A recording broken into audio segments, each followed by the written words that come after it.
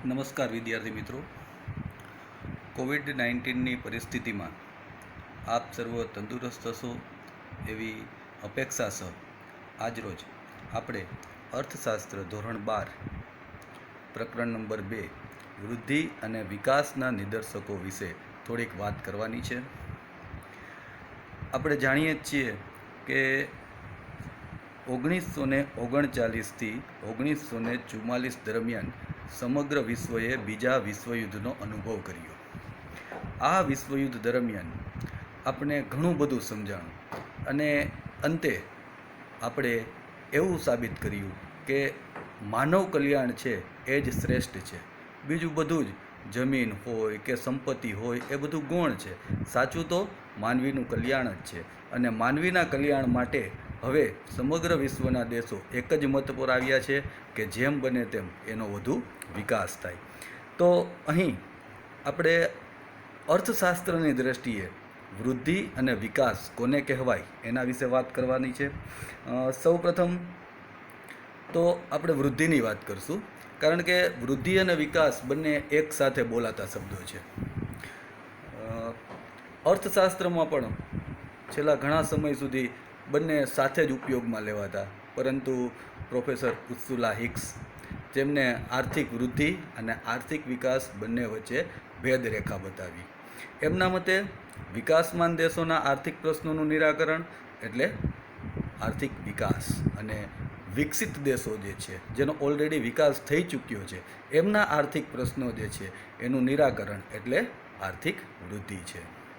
તો આપણે વાત કરીએ છીએ આર્થિક વૃદ્ધિની. સૌપ્રથમ આપણે આર્થિક વૃદ્ધિનો અર્થ જોઈએ અને ત્યાર પછી આપણે તેની વ્યાખ્યા જોશું. તો અર્થ કોઈપણ અર્થતંત્રમાં લાંબા ગાળા દરમિયાન કુલ વાસ્તવિક રાષ્ટ્રીય આવક અને વાસ્તવિક માથાદીઠ આવકમાં નિરંતર વધારો થાય તો એ ઘટનાને આર્થિક વૃદ્ધિ કહે છે. ટૂંકમાં કહીએ તો આવકમાં પછી વાસ્તવિક રાષ્ટ્રીય આવક હોય કે વાસ્તવિક માથાદીઠ આવક હોય એમાં નિરંતર એક ધારો વધારો એટલે આર્થિક વૃદ્ધિ. હજી જો એને ટૂંકું કરીએ તો આર્થિક વૃદ્ધિ એટલે આવકમાં વધારો, માત્ર અને માત્ર વધારો. વાત કરીએ છીએ કેટલીક વ્યાખ્યાઓની. સૌપ્રથમ આપણે વાત કરશું હેન્સનની. હેન્સનના કહેવા પ્રમાણે આર્થિક વૃદ્ધિ એટલે રાષ્ટ્રીય આવકમાં વૃદ્ધિ દર અથવા તો ચીજવસ્તુઓ અને સેવાઓના ઉત્પાદન પ્રમાણમાં થતો વધારો. હેન્સનના મતે આર્થિક વૃદ્ધિ એટલે કાં તો રાષ્ટ્રીય આવકમાં વધારો થાય તેને આર્થિક વૃદ્ધિ કહેવાય છે, અથવા તો દેશમાં જે ચીજવસ્તુઓ અને સેવાઓનું ઉત્પાદન થાય છે ઉત્પાદનમાં વધારો એટલે આર્થિક વૃદ્ધિ. એવી જ બીજી એક વ્યાખ્યા આપી છે પ્રોફેસર સાયમન ક્રુઝનોટે. પ્રજાને વધુને વધુ વૈવિધ્યપૂર્ણ આર્થિક ચીજવસ્તુઓનો પુરવઠો પૂરો પાડવાની દેશની શક્તિમાં લાંબા ગાળા માટે થતો વધારો એટલે આર્થિક વૃદ્ધિ. એટલે કે કોઈપણ દેશની સરકાર દેશના લોકોની વૈવિધ્યપૂર્ણ આર્થિક ચીજવસ્તુઓની જરૂરિયાત જે છે એની સામે એટલો પુરવઠો લાંબા ગાળા સુધી પૂરો પાડી શકે એવી ક્ષમતા, જેને આર્થિક વૃદ્ધિ તરીકે ઓળખવામાં આવે છે. ટૂંકમાં કહીએ તો દેશના લોકોની જે જરૂરિયાત છે પછી એ જરૂરિયાતો ચીજવસ્તુઓની હોઈ શકે અથવા તો સેવાઓની હોઈ શકે. હવે જરૂરિયાતોની વાત આવી એટલે આપણે 11મા ધોરણમાં ભણી ગયા છીએ કે જરૂરિયાતો છે એ વૈવિધ્યપૂર્ણ છે. કોઈ એક જરૂરિયાત પૂર્ણ થતાં માનવી સંતોષ નથી માનતો. માનવીને અન્ય જરૂરિયાતો પણ ઉદ્ભવે છે અને અન્ય જરૂરિયાતો પણ કોઈ સામાન્ય નહીં, પરંતુ એને પણ એમાં પણ કંઈક ને કંઈક વૈવિધ્ય જોઈએ છે. આવી દેશના લોકોની જુદા જુદા પ્રકારની વૈવિધ્યસભર ચીજ વસ્તુઓ છે દેશના લોકોને પ્રાપ્ત થાય, નિરંતર થયા કરે એવી દેશની ક્ષમતામાં વધારો થાય તો એ ઘટનાને આર્થિક વૃદ્ધિ કહે છે. ટૂંકમાં ફરી પાછું કહું છું કે આર્થિક વૃદ્ધિ એટલે આવકમાં વધારો. અહીં તમને એક એક્ઝામ્પલ પણ આપીશ કે કોઈ ખેતર હોય, ખેતરની બાજુમાં વરસાદ પડે અને ઘણું બધું ઘાસ છે એ ઉગી નીકળે છે. આ ઘાસના સંદર્ભમાં જ્યારે આપણે વાત કરીએ છીએ ત્યારે આપણે એમ કહીએ છીએ કે ભાઈ ઘાસ વધી ગયું છે. આ આર્થિક વૃદ્ધિની સાથે સંલગ્ન ખ્યાલ છે, જેની વાત આપણે પાછળ કરશું. વાત કરીએ આર્થિક વૃદ્ધિના ખ્યાલની કેટલીક મર્યાદાઓની. તો સૌપ્રથમ વાત કરશું આપણે આર્થિક વૃદ્ધિની પ્રથમ મર્યાદા, એટલે કે આર્થિક વૃદ્ધિનો ખ્યાલ માત્ર ને માત્ર પરિમાણાત્મક પરિવર્તનોને જ ધ્યાનમાં લે છે. હવે પ્રશ્ન એ છે, કેવા પરિવર્તનોને પરિમાણાત્મક પરિવર્તન કહેવાય?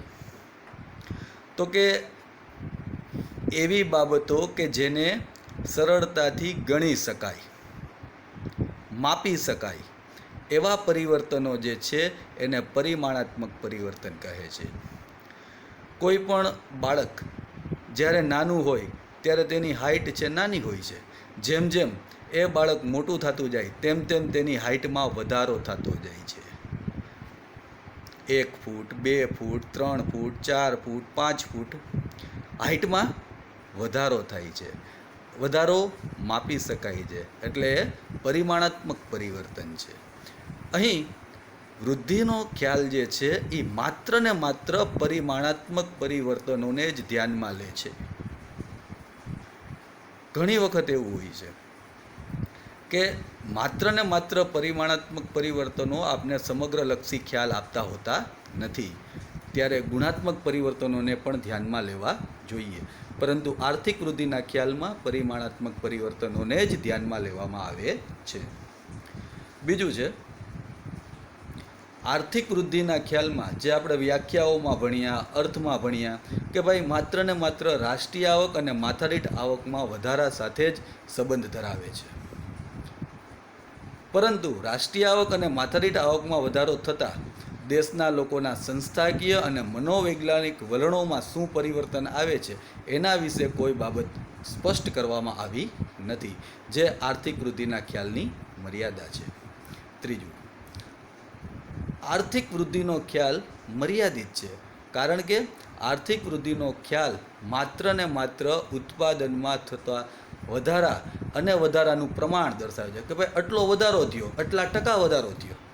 વધારો કેટલો થયો છે એ દર્શાવે છે, પણ કેને લીધે વધારો થયો છે, હજુ વધારો કરવા માટે શું કરી શકાય, એવી બાબતો વિશે કોઈ માર્ગદર્શન આપતું નથી. અને ચોથું, લોકોનું કલ્યાણ તેમજ તેમાં થતા ફેરફારો જાણવા માટે આર્થિક વૃદ્ધિનો ખ્યાલ બહુ ઉપયોગી બનતો નથી.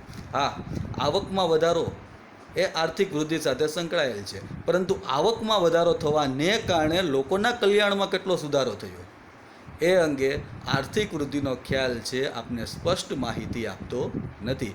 એટલા માટે આર્થિક વૃદ્ધિનો ખ્યાલ છે લોકોનું કલ્યાણ જાણવા માટે ઉપયોગી બનતો નથી.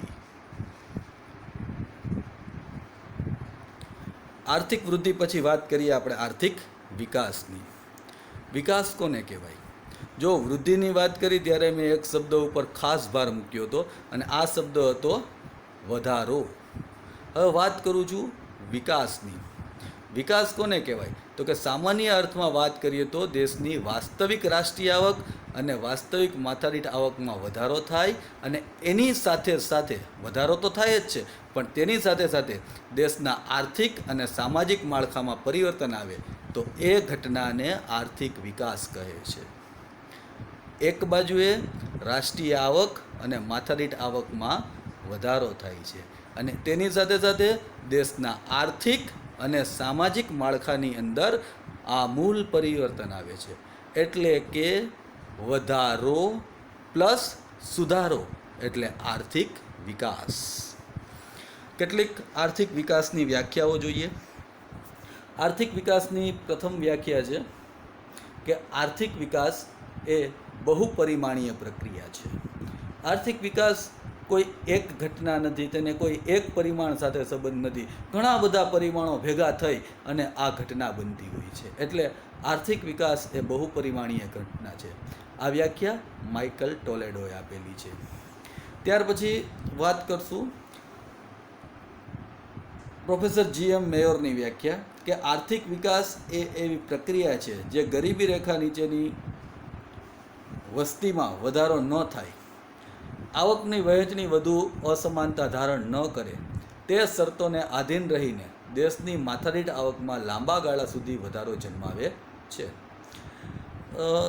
પ્રોફેસર GM મેયરના કહેવા અનુસાર આર્થિક વિકાસ એક એવી પ્રક્રિયા છે કે જેના દ્વારા દેશની અંદર ગરીબ લોકોની જે સંખ્યા છે, એટલે કે ગરીબી રેખા હેઠળ જીવનારા લોકોની જે સંખ્યા છે એમાં વધારો ન થાય, આવકની વહેંચણી જે છે એ વધુ અસમાન ન બને અને સાથે સાથે દેશની વાસ્તવિક માથાદીઠ આવકમાં વધારો થાય, તો 100% આ ઘટના છે, આ પરિસ્થિતિ છે એ આર્થિક વિકાસનું સૂચન કરે છે. ત્રીજી વ્યાખ્યા પ્રોફેસર મેચલપે આપેલી છે કે ભાઈ વસ્તી સ્થિર હોય કે પછી સતત વધતી હોય, પરંતુ ઉત્પાદનના સાધનો અને ઉત્પાદનની રીતમાં ફેરફાર જન્માવતી એવી પ્રક્રિયા કે જેને લીધે એક બાજુએ માથાદીઠ આવકમાં સતત વધારો થતો હોય અને બીજી બાજુએ લોકોનું જીવન ધોરણ ઊંચું જતું હોય, તો તે દેશનો આર્થિક વિકાસ થાય છે તેમ કહેવાય. પ્રોફેસર મેચલપના શબ્દોમાં આપણે એ જાણી શકીએ, એ સમજી શકીએ કે એક બાજુએ દેશની માથાદીઠ આવકમાં વધારો થતો હોય અને બીજી બાજુએ લોકોનું જીવન ધોરણ ઊંચે જતું હોય. એટલે કે જો માથાદીઠ આવકમાં વધારો એટલે વૃદ્ધિ પ્લસ લોકોનું જીવન ધોરણ ઊંચું જતું હોય, એટલે કે વધારા વત્તા સુધારા. જો કોઈ પણ દેશની અંદર માથાદીઠ આવકમાં વધારો થતો હોય અને એને કારણે પ્રજાનું જીવન ધોરણ સુધરતું હોય, એટલે કે વધારો પ્લસ સુધારો એટલે આર્થિક વિકાસ. આર્થિક વિકાસના લક્ષણો. આર્થિક વિકાસ એ સતત ચાલતી પ્રક્રિયા છે. આપને બધાને ખબર છે કે આર્થિક વિકાસની પ્રક્રિયા છે કોઈ એક ચોક્કસ દિશામાં સતત અવિરત ચાલતી પ્રક્રિયા છે. આર્થિક વિકાસની પ્રક્રિયાની એક અન્ય બાબત એવી પણ છે કે આર્થિક વિકાસ છે એ સરળતાથી શરૂ થઈ જાય છે, પરંતુ આ પ્રક્રિયાને ટકાવી રાખવી ખૂબ જ મુશ્કેલ છે. આર્થિક વિકાસની પ્રક્રિયા શરૂઆતમાં ધીમી હોય છે, પરંતુ જેમ જેમ સમય જતો જાય આર્થિક વિકાસની પ્રક્રિયા શરૂઆતમાં ઝડપી હોય છે, પરંતુ જેમ જેમ સમય જતો જાય તેમ તેમ આર્થિક વિકાસની પ્રક્રિયા છે એ ધીમી બનતી જાય છે. બીજું જેના વિશે આપણે આગળ વાત કરી ગયા છીએ કે ભાઈ આર્થિક વિકાસ એ પરિમાણાત્મક તથા ગુણાત્મક પરિવર્તનો એ બંનેનો સરવાળો છે. એટલે કે આર્થિક વિકાસમાં પરિમાણાત્મક અને ગુણાત્મક એમ બંને પ્રકારના પરિવર્તનો થાય છે. મેં વાત કરી હતી એમ પરિમાણાત્મક પરિવર્તનો કે આવકમાં વધારો, રાષ્ટ્રીય આવક હોય, માથાદીઠ આવકમાં વધારો હોય, ઉત્પાદનમાં વધારો હોય, તેને પરિમાણાત્મક પરિવર્તન કહેવાય. પરંતુ એની સાથે સાથે લોકોના જીવન ધોરણમાં સુધારો આવે, લોકોમાં સાક્ષરતાનું પ્રમાણ વધે, લોકોના વિચારોમાં પરિવર્તન આવે, આધુનિક જીવનશૈલી લોકો જીવતા થાય, તો આ બધા ગુણાત્મક પરિવર્તનો છે. આર્થિક વિકાસની અંદર પરિમાણાત્મક અને ગુણાત્મક એમ બંને પરિવર્તનોનો સમાવેશ થાય છે. ત્રીજું, આર્થિક વિકાસને કારણે લોકોની માંગમાં પરિવર્તન આવે છે. આર્થિક વિકાસ થવાથી લોકોની આવક વધે છે. લોકોની આવક વધવાને કારણે લોકોના જીવન ધોરણમાં સુધારો થાય છે, જેને કારણે લોકોની જે મૂળભૂત જરૂરિયાતો છે એમાં આમૂલ પરિવર્તન આવે છે. આ પરિવર્તનને કારણે માંગ પણ પરિવર્તન પામે છે. વિકાસની વાત કરીએ તો વિકાસના પ્રથમ તબક્કાની અંદર લોકોની પ્રાથમિક જરૂરિયાતોની માંગ હોય. બીજા તબક્કાની વાત કરીએ તો મોજ શોખની જરૂરિયાતો છે એ વધતી હોય, અને વિકાસના ત્રીજા તબક્કામાં લોકો સુખ સગવડની જરૂરિયાતો છે વધારતા જોવા મળે છે. ત્યાર પછી છે શ્રમની ગતિશીલતા. આર્થિક વિકાસને કારણે શ્રમની ગતિશીલતા પણ વધે છે. ત્યાર પછી મૂડી સર્જનમાં વધારો થાય છે. વિકાસની પ્રક્રિયા દરમિયાન લોકોની આવક વધે છે, લોકોની માંગ વધે છે, અને આ માંગને પૂરી કરવા માટે નવા નિયોજકો નવા સાહસો કરે છે, જેને કારણે મૂડી સર્જન અને મૂડીરોકાણની પ્રક્રિયામાં વધારો થતો જોવા મળે છે. ત્યાર પછી ટેકનોલોજીમાં ફેરફાર આવે છે. આર્થિક વિકાસને ટેકનોલોજી સાથે સીધો સંબંધ છે. જેમ જેમ લોકોની માંગમાં વૈવિધ્ય આવતું જાય છે તેમ તેમ ટેકનોલોજીની અંદર આમૂલ પરિવર્તન આવતું જાય છે. લોકો જે પહેલાં સાદી અને સરળ વસ્તુ માંગતા, હવે લોકોની માંગમાં વૈવિધ્ય આવે છે અને આ વૈવિધ્યસભર માંગને પૂર્ણ કરવા માટે ટેકનોલોજીમાં પરિવર્તન આવવું એ અનિવાર્ય બની જાય છે. અને છેલ્લી વાત, અમુક તબક્કા બાદ વિકાસની પ્રક્રિયા સ્વયંભૂ હોય છે. ક્યારેય તમે કોઈ છકડો રિક્ષા જે છે એ ચાલુ કરતા જોઈ છે? છકડો રિક્ષા ચાલુ કરવાની પ્રક્રિયામાં એક દોરડું બાંધી અને તેને ખેંચવામાં આવે છે એન્જિનને, અને 2-3 પ્રયત્ન કર્યા પછી એન્જિનને ખેંચી અને સ્ટાર્ટ કરવામાં આવે છે. એક વખત આ પ્રક્રિયા થઈ ગઈ એ પછી એન્જિન સતત ચાલુ રહે છે. બસ એક્ઝેક્ટલી આર્થિક વિકાસની પ્રક્રિયામાં શરૂઆતમાં પ્રયત્ન કરવા પડે છે, પરંતુ કોઈ એક તબક્કે પહોંચ્યા બાદ આર્થિક વિકાસની પ્રક્રિયા સ્વયંભૂ હોય છે, પછી એમાં પ્રયત્ન કરવાની જરૂરિયાત રહેતી નથી. વાત કરીએ આપણે આર્થિક વિકાસના ખ્યાલની મર્યાદા. આર્થિક વિકાસના ખ્યાલની પણ કેટલીક મર્યાદાઓ છે, જેમાંની પહેલી મર્યાદા છે આર્થિક વિકાસ દેશની આર્થિક પ્રગતિ દર્શાવી શકે છે, પરંતુ સાચા અર્થમાં માનવ પ્રગતિનું માપદંડ બની શકતું નથી.